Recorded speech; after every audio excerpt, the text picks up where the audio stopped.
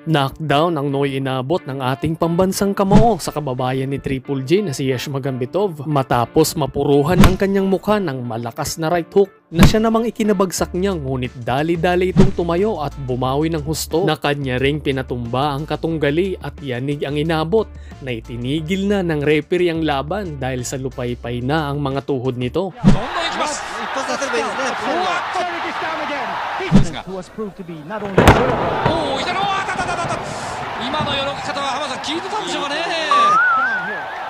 Matapos naman ratratan ng napakaraming suntok si Pacquiao sa nakaharap niyang si Oscar Larios, ay nakayanan niya pa ring tanggapin ang lahat ng mga patama nito.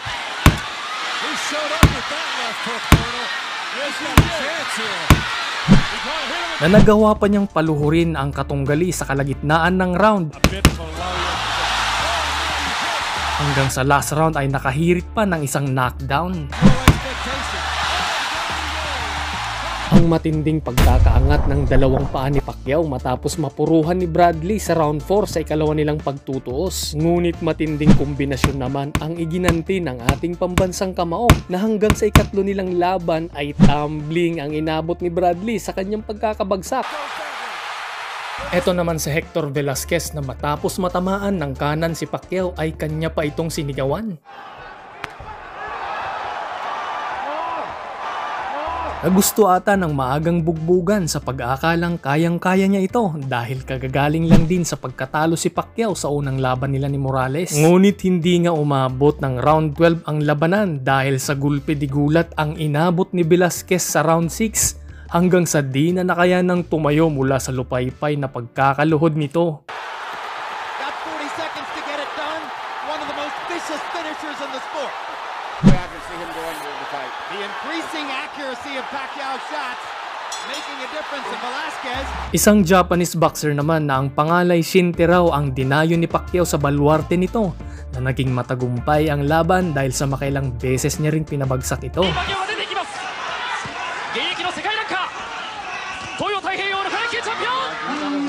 Ito naman si George Julio na sa unang round pa lang ay nayayanig na sa mga patamang suntok ni Pacquiao. Ngunit pagdating ng round 2 ay sunod-sunod na ang pagkakabagsak nito na di na niya nakayanan hanggang sa itinigil na nga ng referee ang laban.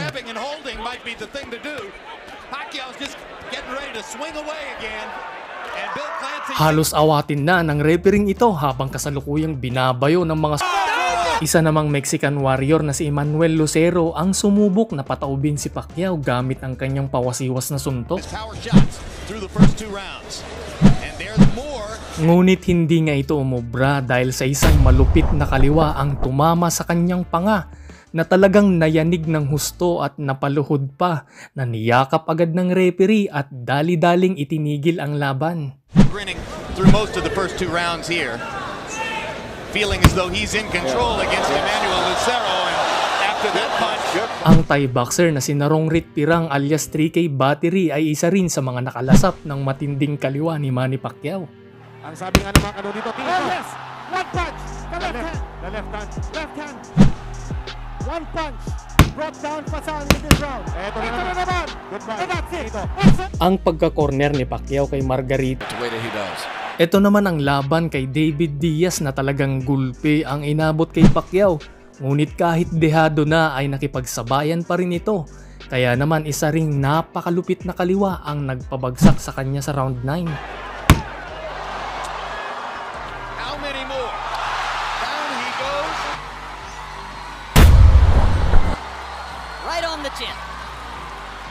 Isa namang Korean boxer na si Song Kun Chai ang sumubok din na makipagsabayan kay Pacquiao pero gaya rin ng mga nauna ay bagsak din ang inabot.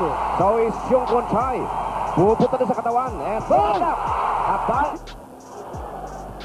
yun, tumama. Isang kanan, Kun Chai and it's all over. Matapos namang makorner ni Pacquiao ang nooy boxer na si Mike Luna ay di na nga ito tinantanan ng suntok hanggang bumagsak na kahit noon pa man ay may ganitong estilo na pala si Pacquiao na kapag nako-corner niya ang kalaban ay sunod-sunod na kombinasyon ang pinapakawalan nito. Right to the body. Pacquiao, good right to the face of Luna. He's going after Luna. Oh, there he goes. There you go. Ang Mexican Warrior na si George Solis na nooy wala pang talo ay walang kahirap-hirap na pinakita ni Pacquiao kung paano siya talunin.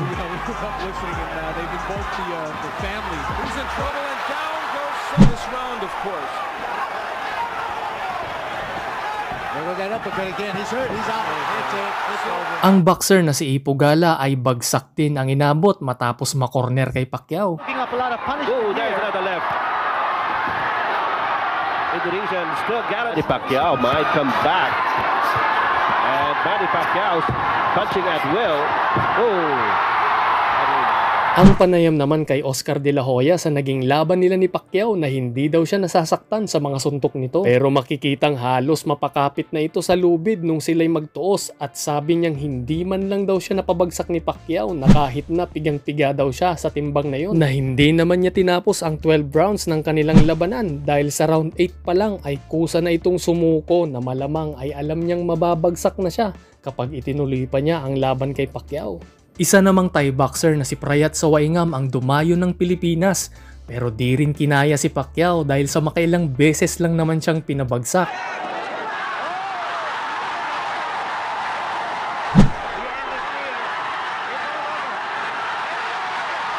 At hindi nabigo ang mga Pilipino fans, lalo na ang dating Pangulong Rodrigo Duterte na isa rin sa mga nakinood noon sa laban. Ito naman ang unang laban nila ni Barrera na matapos siyang bilangan ng referee sa pagkakadulas at ang pagsuntok sa kanya habang inaawat ng referee ay kanyang pinabagsak si Barrera sa mas malinis na paraan at ang walang tigil na kombinasyon sa huling round na mismong corner na ni Barrera ang nagpatigil ng laban.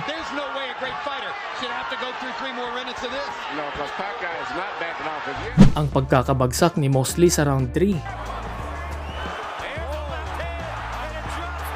Ito naman ang paghihiganti ni Pacquiao kay Morales matapos matalo sa una nilang laban na mas lalo pang napadali ang laban sa ikatlo nilang pagtutuos dahil sa sunod-sunod na pagkakabagsak ni Morales hanggang sa hindi na nga nakayanang tumayo. Ang nakakagulat na pagkatalo ng British boxer na si Hatton matapos siyang patulugin ni Pacquiao sa harapan ng libo-libo niyang mga British fans.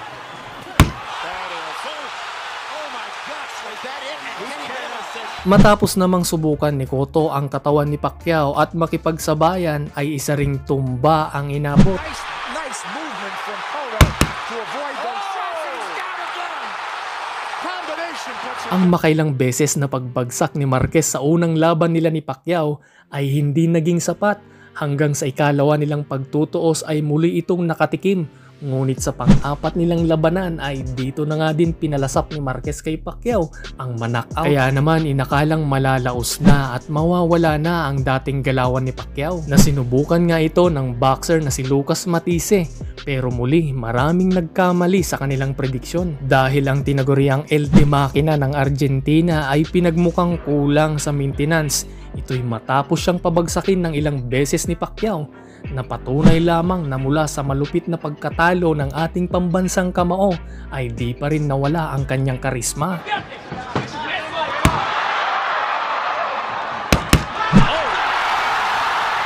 Pati na rin ang sorpresang knockdown ni Vargas sa round 2.